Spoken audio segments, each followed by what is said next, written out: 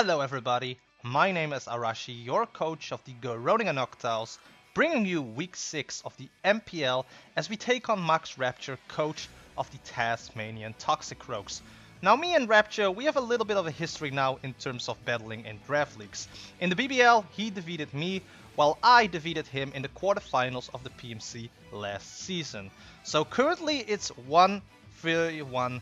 And of course, Rapture wants to take revenge on us for me beating him in the quarterfinals in the PMC, as he went on in the playoffs as the #1 seed, and we totally surprised him back then with the Hitmonlee cursed White Turp Unburden, and you know, he wants to take revenge. So he has a very scary team with the Celesteela, which is always a scary mon, Starmie, Conkeldurr, which is also a very scary mon, Mega Altaria, Arcanine, and Roserade, which I know because Roserade can be powerful as well.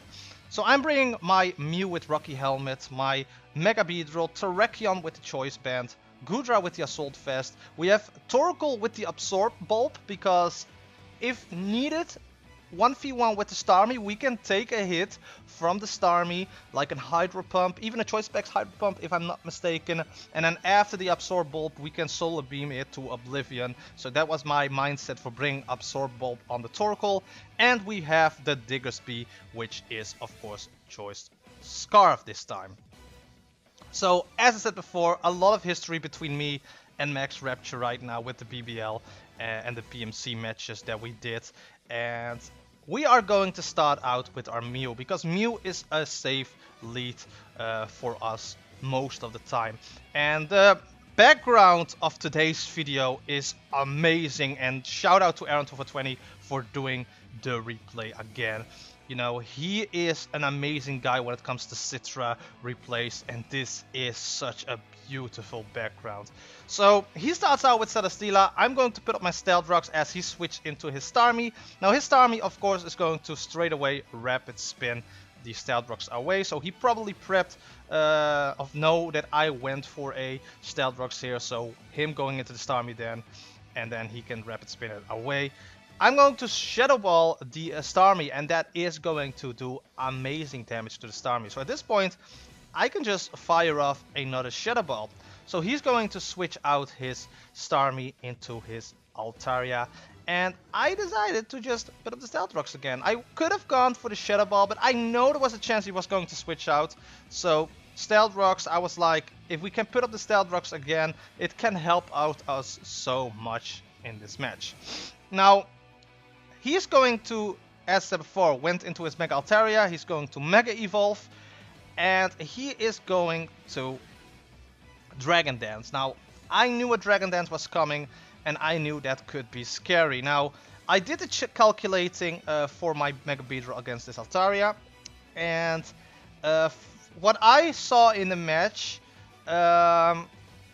it could kill. A Poison Jab from this range could kill, but there was like a small, you know, there was a possibility he could have lived. So I Poison Jabbed, and we get a crit. So let me pause actually for a second, because this was of course very lucky for my part. And my opponent was like, oh my god, that crit really mattered. And I could not agree more. That crit really mattered. As I said before, depends on the spreads. There was like a potential that a Poison Jab, even without a crit, would have killed. But looking at, you know, the battle itself, and looking at his Mega Altaria with my Mega Beedrill here, you know, me getting a crit here was still very lucky. And that is Pokemon, that is RNG.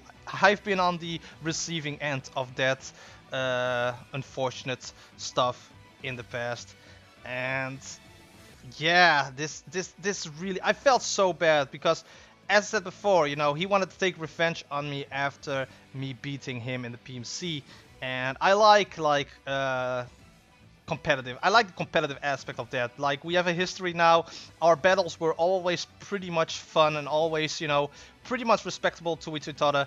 And then this happens, and that just sucks. You don't want RNG to mess around in your match. And you know, he was a good spot after, by the way, but I can totally understand him feeling a little bit pissed with that be happening, you know. And I was just lucky. I was just lucky to get the crit there where I needed it the most.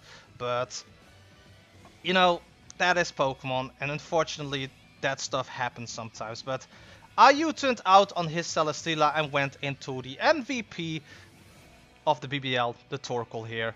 And the sun is now up, and a heavy slam will connect on the Torkoal, but as you notice, that is not going to do that much. Now, he's of course going to withdraw because he doesn't want to get hit by a Torkoal, because a Torkoal can actually do amazing damage to the Celesteela. He's going into his Incineroar. He's going into his Arcanine, which is going to get the Intimidate off. That is fine by me because we are a special Torkoal. We don't run physical moves here. And as you can see, that Flamethrower does so nice damage against the Arcanine here. So at this point, I was like, okay, you know what I can do? I can Toxic. And he's going to do the same thing. So he's going to Toxic me. And if I'm not mistaken, I went for the Toxic as well on the Arcanine. So we both Toxic each other. So both fire types on the field here, you know, making the opponent poisoned here. So now it's like a battle of like who's going to fall first. So as I said before, both the Torkoal and the Arcanine are heavily poisoned right now. And I was like, oh, you know what? I'm gonna save a Torkoal. Torkoal can be useful in this match. So I'm going into my, in my honest opinion, MVP for the MPL this season so far. Goodra has been doing amazing stuff, and I'm so glad that I drafted Goodra this season, because I really wanted to use Goodra in a draft league format for quite a while now, and I get finally a chance to actually use it. So, and it's doing amazing stuff for us this season. Assault Vest Goodra is just a threat to be reckoned with, but he's going to poison me while I'm going for the Thunderbolt, you know, because Thunderbolt hits like a lot of his mons at this point. So for going for the Thunderbolt was, you know, a very low risk play. So my Goodra is also of course heavily poisoned, but Goodra is here and we are just going to fight off the Draco Meteor now, because Draco Meteor kills. And again, if he wants to go into something that resisted, then, you know, that would be unlucky. But I had to go for the Draco Meteor now, because a Thunderbolt would have not done the deal against this Arcanine, and I want this Arcanine gone. So there we go. Now he goes into his Starmie, and I was like, you know what? He's going to fire off that Signal Beam. That's okay. We can tank that. And we are going to fire off another Draco Meteor, because we already are heavily poisoned. And a Draco Meteor would still kill the deal here for us, because it is stab. So Goodra is just now on a suicide mission, and it's going to try to whittle down the team of my opponent little by little. And he did kill off 2 Pokemon from the opponent's side. So Goodra is doing, again, very much. But now after the Mach Punch, Goodra will go down. And now Goodra is the first mon of our side of the field to be going down. So we're going into our Mew, because we can just Psy-Shock this thing. And he's going to stay in.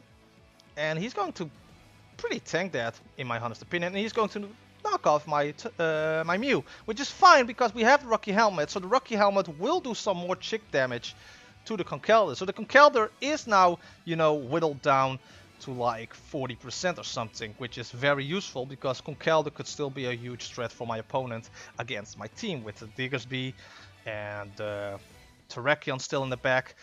I went for the Psyshock here with the Mew, of course, in the off chance he wants to stay in. I didn't want to play that risky in the end, because we have the advantage in the match now. We have, you know, the initiative in this match. So I switch out now into my Torkoal against the Celesteela, as he is actually going to Earthquake. So the Earthquake will do like 40%, 30 to 40% against my Torkoal, and then of course the poison damage will stack up. And here I was like, okay, I'm gonna stay in. There's a chance he outspeeds me, which he will. And unfortunately, Torkoal will go down. So here I made quite, you know, a bad play. I should have known that, you know, Torkoal could not outspeed the Celesteela. But now we can go into our Diggersby, and Diggersby has the Choice Scarf. So I was like, okay, let's see what he is going to do. And he's going to switch out into his Conkeldurr. And I just went for the Fire Punch here. And the Fire Punch will kill off the Conkeldurr. So now the Conkeldurr is down. Diggersby gets a kill, which I'm very happy with, because I think I can do much more with the Diggersby here. So I was like, alright, with Choice Scarf, we should be able to do this. But the Roserade turns out to be Choice Scarf as well. And the Energy Ball will connect on the Diggersby, and the Diggersby is going down. So here I was like, okay, I'm going to go into Bunt. I'm going to hit him with U-turn if I'm not mistaken, so that I can get a switch in back to another Mon, which I think I did that, right? Yeah. So I went for the U-turn here because I knew he was going to not stay in. So me U-turning here gives me the initiative back again to go into one of my Mons. So I'm going now into my Terrakion, and the Terrakion has a Choice Bandit, and I can now just, you know, click a move. And he's going to Heavy Slam, which is going to do a really chunk of damage. I clicked Rock Slide because that did kill off the Celesteela 100%, and that was a risky move of me because of the accuracy. But here he comes into Roserade. Now I know this Roserade is Choice Scarfed, so with me having Beedrill and Mew still in the back, this was really a gamble of me what I needed to do. Am I going to, you know, I am going to sack off the, I'm not going to sack off, but I have to either switch out or sack off and then see what he's going to do. Actually, no, what am I saying? I can stay in on the Terrakion, which I did, and for whatever move he is going to go, I can then safely switch in either Mew or Beedrill, and that will secure the deal for us. So that is what I did, and he went for the extra sensory. So at this point I knew, alright, that is going to kill off the Terrakion. Now I can go safely into my Mew, and Mew can win this thing, win against this thing 1v1. My apologies for the hesitation there with the commentary. It's been a while since I've done this match, like 1.5 weeks ago, so it's a little bit, you know, regaining my memory. And he's going to get a crit there. Sadly, it's not going to do that much in regards to the crit that I have. But Mew is going to knock out the Roserade, and that means that we are finally going to win in the MPL this season. After 5 losses, we finally get a win in the MPL, meaning we're now 1-5. Yes, 1-5 in this competition. And again, I'm not going to say like you know, my opponent I got a crit on the Mega Altaria, and that helped out a lot. That had really helped out a lot. And I'm not gonna sit there and say like I won 100%, you know, because I outsmarted my opponent. No, I did got a crit in this match, and that really helped out us a lot in the match. So the crit was a huge factor of me winning this match. But I'm still proud of the stuff that I did in the match to still, you know, secure the win for us. Like, it's not that the crit was 100% the reason for me getting the win, but it was a huge factor, and it really helped me out a lot to keep the initiative in the game and keep the pressure on my opponent. And of course, if you get a crit against you like that, you're going to feel really, really bad during the match itself, and it can work mentally in the favor of your opponent. So I would say that the crit did help us out a lot, but after the crit I really put in a lot of effort to, you know, get the win on our side, and we get a win against MaxRapture, and we finally get a win in the MPL. And in the end, you know, that is all what matters to me, that I finally get a win in this league. I don't want to go a season without a win, so I'm finally happy that we got a win halfway through this season. So we have like 3 matches to go. We have to go face Choice, coach of the Baltimore Orioles. We have to face Irish Emerald, coach of the Wexford Whalers, if I'm not mistaken. And in the last week, week 9, we'll have to face Aaron 2420, coach of the Calgary Infernapes. So a lot of great matches still, you know, ahead of us to finish this season with, you know, on a good note. Because reaching playoffs is probably out of the question, but we still can, you know, try to have a good, entertaining run in the rest of this season. I do want to thank my opponent, coach, MaxRapture, coach of the Tasmanian Toxicroaks, for, again, an amazing battle. We had some amazing battles already in the past, and this is already, you know, one of my favorite against them, even though the crit did kind of matter.